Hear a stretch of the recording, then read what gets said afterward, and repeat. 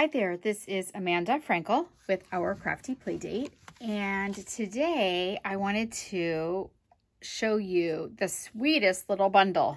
And it's easy to call it that because seriously, it is the sweetest bundle. So it is in the holiday catalog that looks a lot like this. If you don't have one of these, be sure that you comment below, or you can send me an email to craftyplaydate@gmail.com and I will drop one in the mail to you.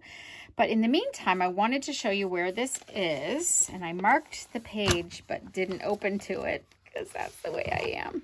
All right, let's see here. Let's see if I can do this better. My hands are so dry from washing my hands that I keep cutting myself, so bear with me here. Okay, so here we go. It is the Sweetest Time bundle, to be more precise. And in this bundle, you get a stamp set that looks like this. I've recently used this on another card, so if you recognize these dies and stamps, that's why.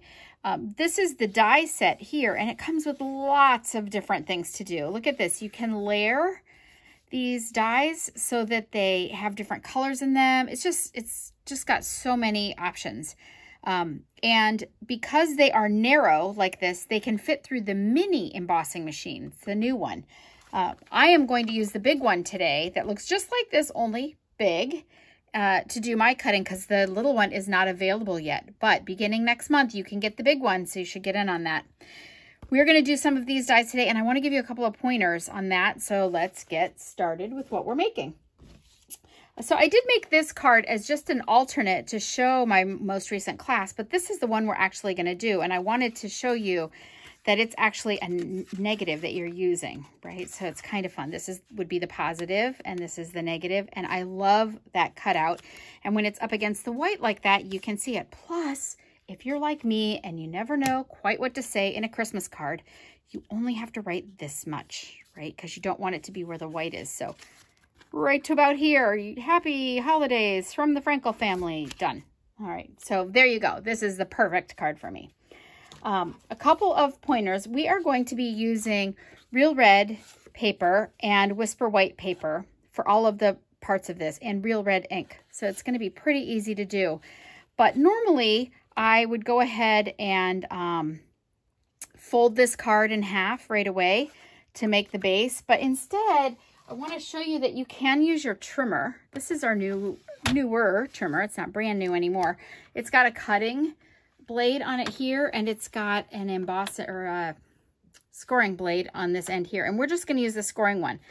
This is half of an 8.5 by 11, so it is 5.5 by 8.5, and it is what would make like a standard card that would look like this without the cutouts. So we're going to go ahead and score it, and we want to score it in half here. So 8.5 in half is 4 1/4. So we are scoring it right here at 4 1/4.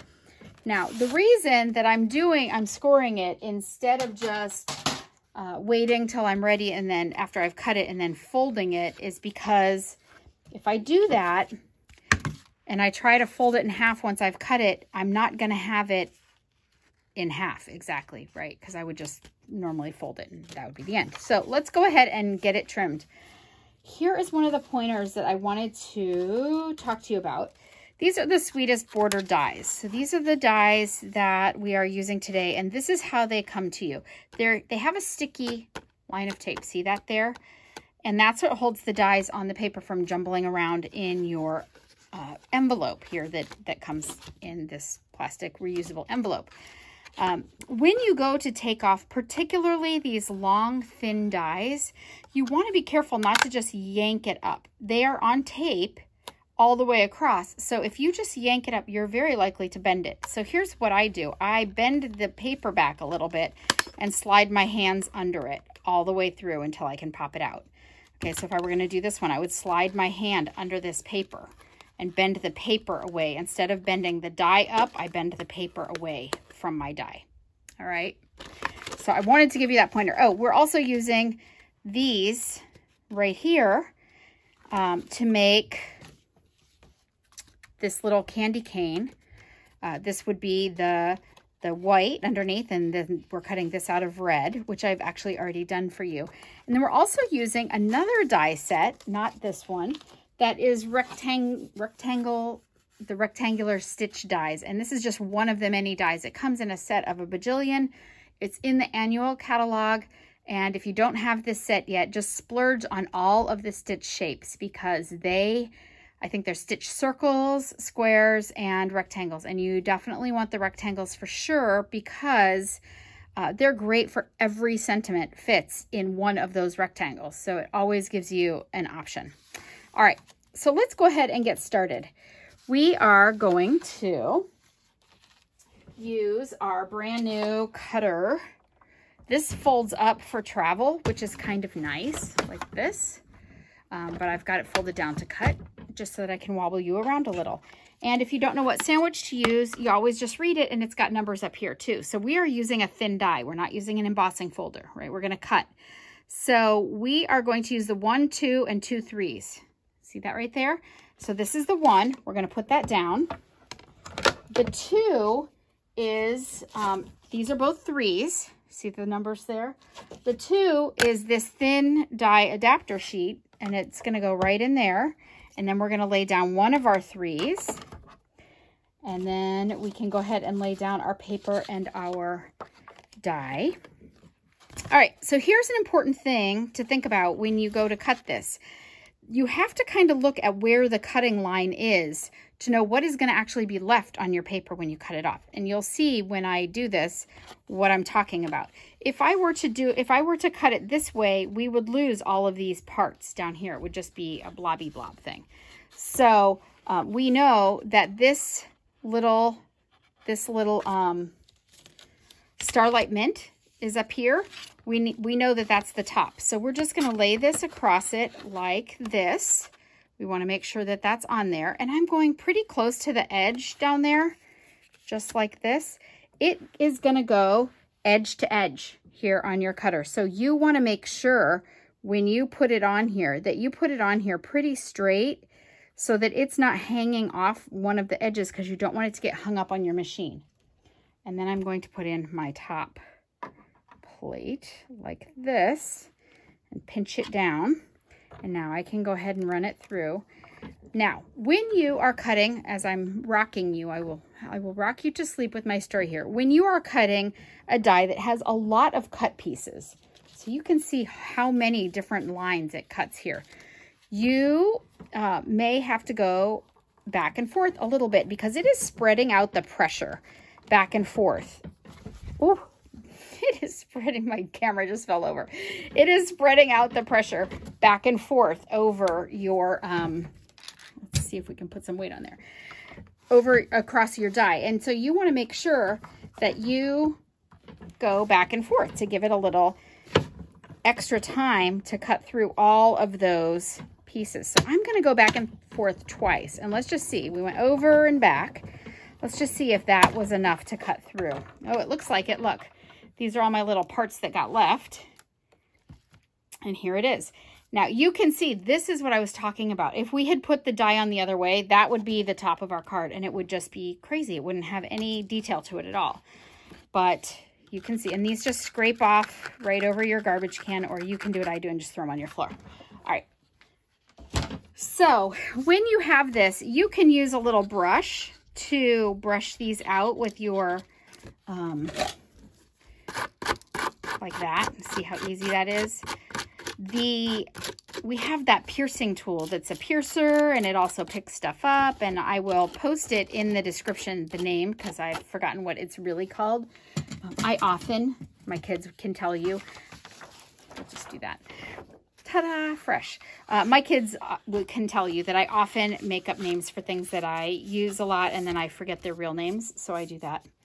And then we never really know the real name of anything because I've invented a new name for it that seems to fit it a whole lot better. But anyway, so now this is easy. We're just going to go ahead and stick that in there because I'm not stamping on it. If I were stamping on it, like this one, I stamped directly on the card base. The card base here was white, and then I put this piece on here. This would be the positive, negative.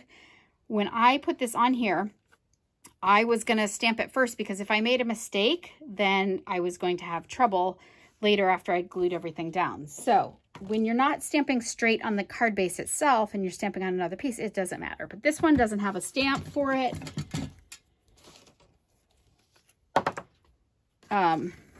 So I don't have to worry about that. I'm going to put a little glue. I'm going to use just a little. Look at that. Very, very little. Very hardly at all. And center that there and glue that down. And then you can see that's my negative. And as I told you before, I already cut out my white rectangle with my die there. So I am going to use a Stampin' Pierce mat. The reason that I'm putting that one here is because this particular set, this stamp set, is photopolymer, and so it does not have any give between the stamp block and the actual ink. So I am going to put this underneath to give it some give. Give it give. It's a little stained because I used it in class. Guys, don't ever worry about your stamps being stained. It really does not change how effective they are at all. If it's something that really, really bothers you, you can dab your, I'm trying to find it really quickly here for you. You can first stamp your stamp in Versamark and then afterwards stamp it in the ink and clean it right away, and it usually will keep it from getting too stained. But honestly, not going to worry about that right now. So I'm going to center it as best I can with my just eyeballs and not get my head in the picture. I'm going to hold it till the count of 3. Hold it till the count of 3 and then pop it off. And there you go. That is pretty perfect. As you can see, I did it kind of low. And the reason that I did it kind of low is because I'm going to be attaching this candy cane there. So let's close this up because I'm very likely to put my hand in it, as you guys know. I'm going to go ahead and put my candy cane on there. So I am going to have this elevated with some dimensionals under here. So I don't want to put this on dimensionals too, or it makes it too tall. But I do want to layer these, and I want the hook to actually be going this way, away from it. So I'm just going to flip that over, and that is going to be my candy cane when I layer it up. And a lot of people want to know, how do you stick this down? Well, a couple different ways. You can use kind of a fine tip glue to put on here.